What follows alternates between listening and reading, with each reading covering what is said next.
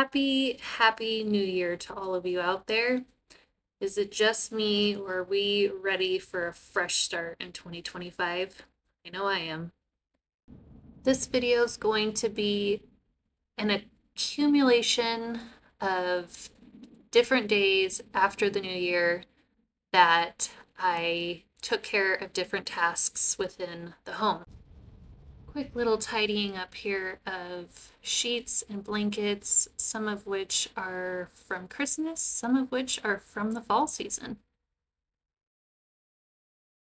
Even before I got to putting the Christmas tree away, I was really excited to sit down and start making a list of things that I would like to take care of over the 2025 season. Every year I get a new calendar and planner. And this year, I'm hoping to do things a little bit differently. Now that I've started this YouTube journey, I am excited to write down and hold myself accountable with all of the exciting videos that I have planned to share with you guys. I have to admit, I didn't get to this right away after the new year. It was probably a couple days afterwards. But I was actually really excited to get all of the Christmas decor and tree put away this year. I unfortunately was sick on Christmas, so a lot of my holiday decor decorating plans were cut very, very short. I decided to leave these Christmas pillows up for a little bit longer. They're more of a winter print, and I thought since it's still snowing outside, I might as well leave those up for a little bit longer until I'm ready for that spring vibe. Same thing with the winter blankets. Those can stay just a little bit longer while it's still cold outside. Most of all of my Christmas decor and my other seasonal decor, I pack into these clear totes. Those stack really well in my shop and make things pretty nice to organize during the months that they're not being used.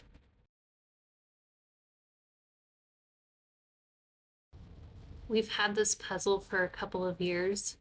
It was actually supposed to go to my dad the year that he ended up passing away. And to pull it out this year was really sweet to watch my husband and daughter put it together. This coffee table was pretty awesome for them to sprawl all their pieces out and put it together. There was a couple little leftover surprises in one of the stockings. And our little dog Oliver, he knows all about the treats that come from the stockings. I'm curious to know, are you one of those people that has everything put away right after Christmas, after New Year's? Same question goes for putting your decor up for Christmas. Are you one of those people that has it up during Thanksgiving? I know this year I couldn't bear the thought of putting it up before Thanksgiving. I got it up not that long before Christmas, actually, so our Christmas tree and Christmas decor was pretty short-lived in this house this year. I've been collecting Christmas ornaments for I don't even know how many years. It's got to be 10 to 15 years I've been collecting. And so now it's a tradition that each Christmas we get maybe one, maybe two, a few new ornaments every year. This has grown the Christmas tree ornament collection substantially over the years without breaking the bank from the get-go. And it's made it really fun and traditional to look for that special ornament for every Christmas season. I do gravitate towards breakable glass ornaments, so holding on to the paper that they come in is a must when packing them away. Same thing goes for the Christmas tree star. It is fragile and breakable, so I save that box and pack it away each year. The Christmas decor in the kitchen was very minimal this year.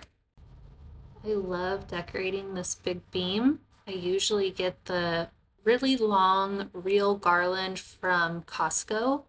And I love to add white lights and dried orange slices that I made into a garland.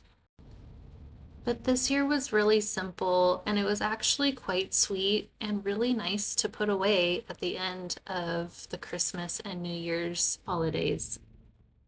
I really enjoy these moments in between the holidays where all of the seasonal decorations get put away and these spaces in my home that I spend the majority of my time, like the kitchen and the living room, even my bedroom, become minimal, simple, and neutral. And with these rooms being so minimal, it also helps for a quick tidying up, a deep cleaning, and a fresh space for new seasonal decor. If you're like me and you're always looking for new inspiration on seasonal decor, organization, cleaning tips, I encourage you to keep checking back in on the Tailor Made Homestead channel.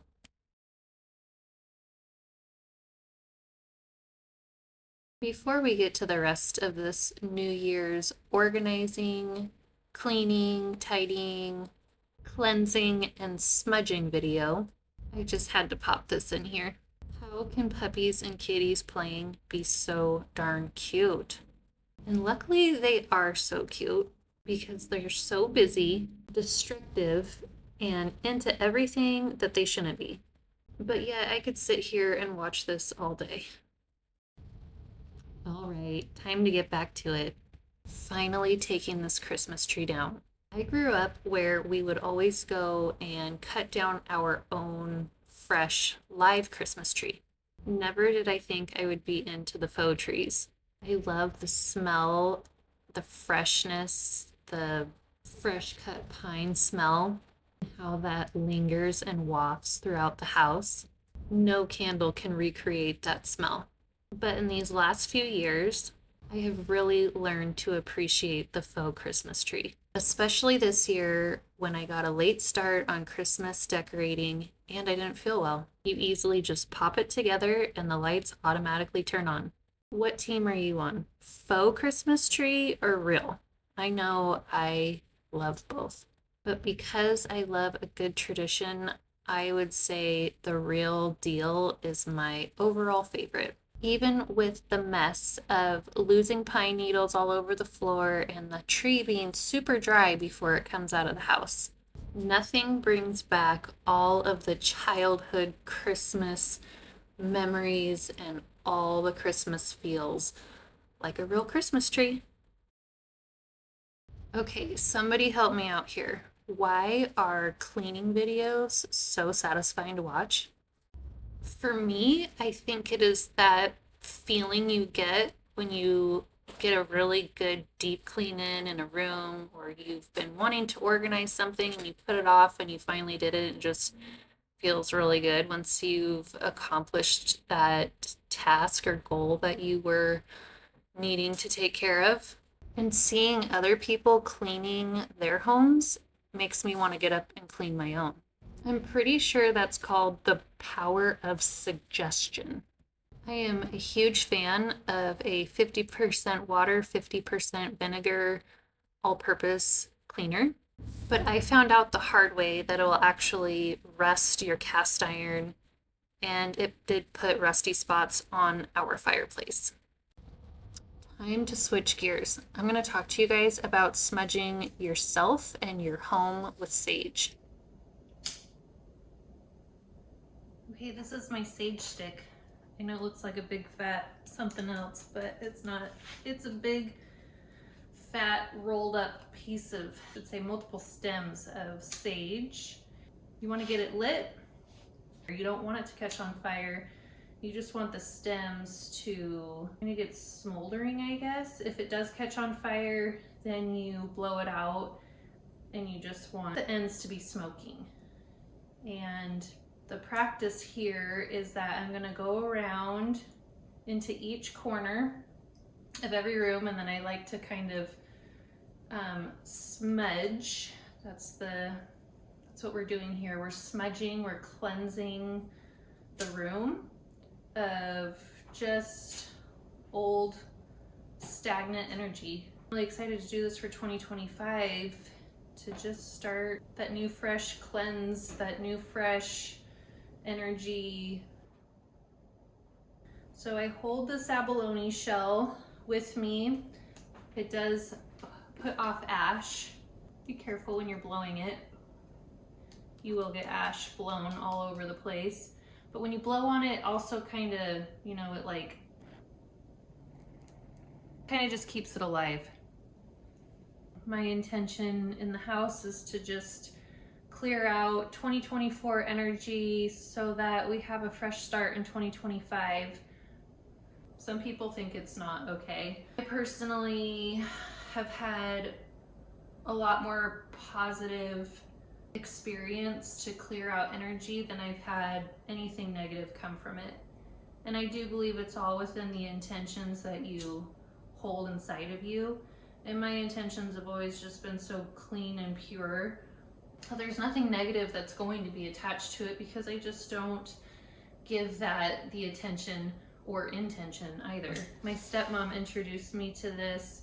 She was really big on practices of the Native Americans, and this is a big thing that they do. I've just grown up with it. If you're not used to the smell of it, you can have some connotations of it smelling like pot smoke a little bit.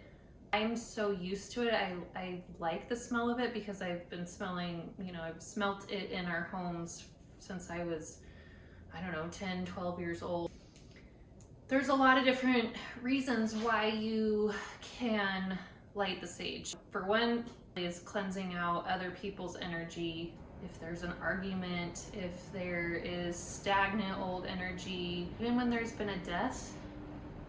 I've never really used it for that specifically, but some people believe that you kind of helps those spirits pass over to the other side once they have passed away. I've never really used it that way, but that is a Native American practice as well.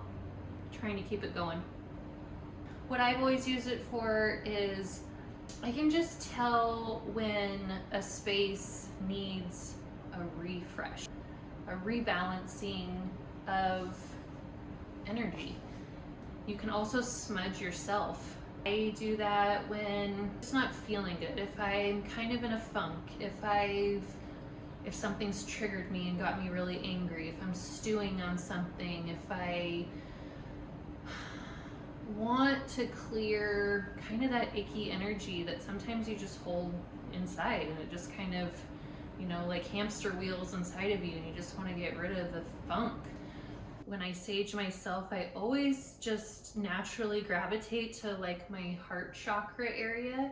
There's just this feeling of release, like a deep breath, like just kind of a calm that comes over me. I love lighting the sage. I usually do it when nobody's around because everybody kind of cracks jokes on me, for at least in my household, not my stepmom. The thing I wanted to point out too is I have noticed with our animals, they are drawn to this. It calms them. They like to just, sometimes they'll just huddle around me if I just want to sit and have a moment of cleansing myself. I don't know if they just want to be with me or if, I think they also feel that like calming energy that comes along with lighting the sage. So if you're trying this and you find that your animals are following you around, I have found that that is definitely a thing. They do that with me a lot too. Okay, and then after you've saged the corners of your rooms, I mean, I definitely recommend going through your whole house, every corner, wafting it through the room. In the process, you're probably saging yourself as well. So, you know, just kind of putting that intention into like cleansing out whatever energy you need to clean within yourself is also along with your space too.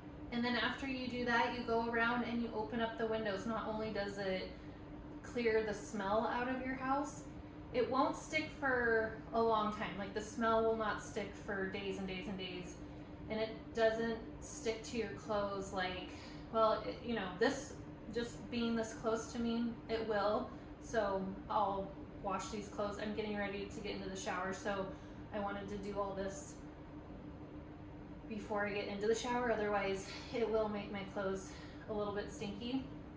But the smell will dissipate out of the rooms is what I was trying to get at. So back to what I was saying.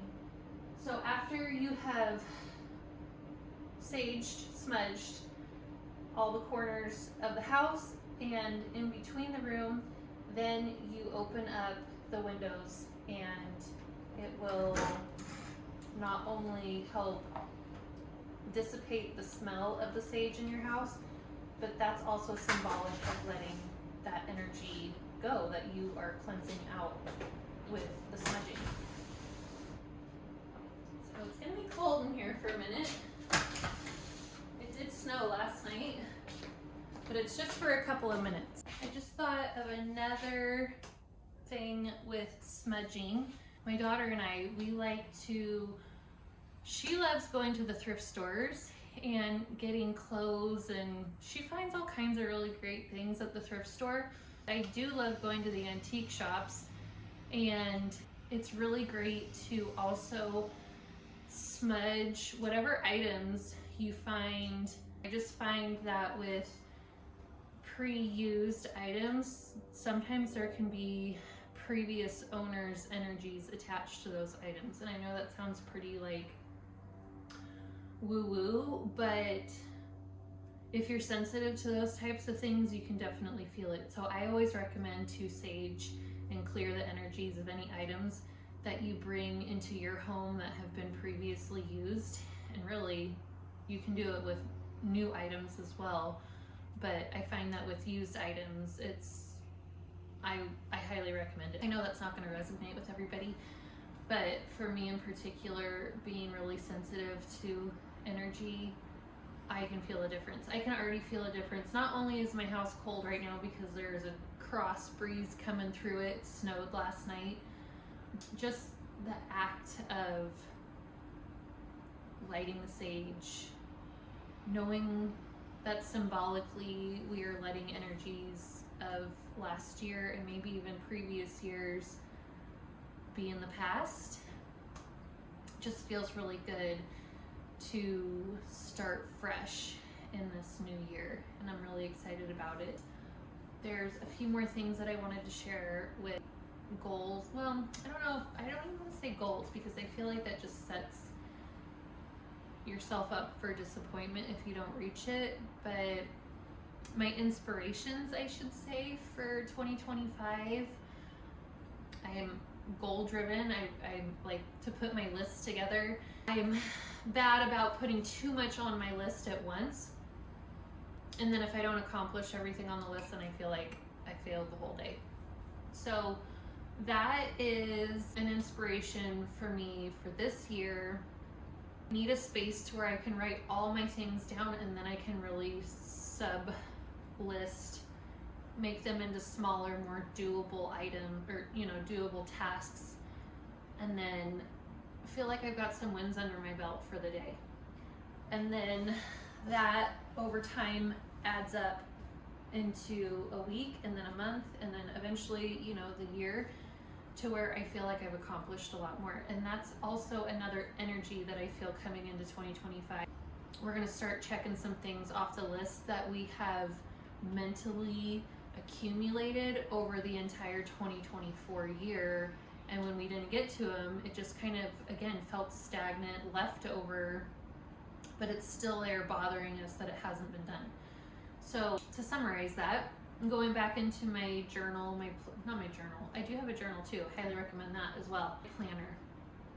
So at the very beginning of the year, I can't remember what day it is today, I think it's the 8th or the 9th, but I have already, and I'm still thinking of more and more things that I need to add to my list, but I've already sat down and jotted down the main things that came to mind right off the bat, and that was just a list of everything that I want to get accomplished. And then I'm going to start breaking it down into week by week based off of the season, really. So it's going to get broken down into the house projects that I want to get finished. We remodeled this home 2 years ago, and last year and the year before were such busy gardening days that everything on the inside just kind of got put on hold. So I'm excited we don't really have that much more to finish in this house, and it's just those last little lingering things, like we need to put the trim in the house. There's a couple rooms that I need to repaint, stairs and the railings that we need to put up in the house. A little bit of tile work to do on the backsplash in the bathroom to have pretty much a completed remodel. That's the majority of really what we need to do. During these winter months, I would like to get started on getting those things finished. And then we've got gardening to get planned. Last year I grew a bunch of starts. I pretty much started everything from seed that I put into my garden. I also wanted to sell starts as well. And so this year, instead of growing all the extras, I think I'm just going to veer in on tomatoes this year and just see how they do. Just a little extra side thing. Not only that, I also have our garden to plan, get started. That takes a little bit of planning. And I've got a couple little projects in our pump house, which is also my potting shed where I get all the seeds started.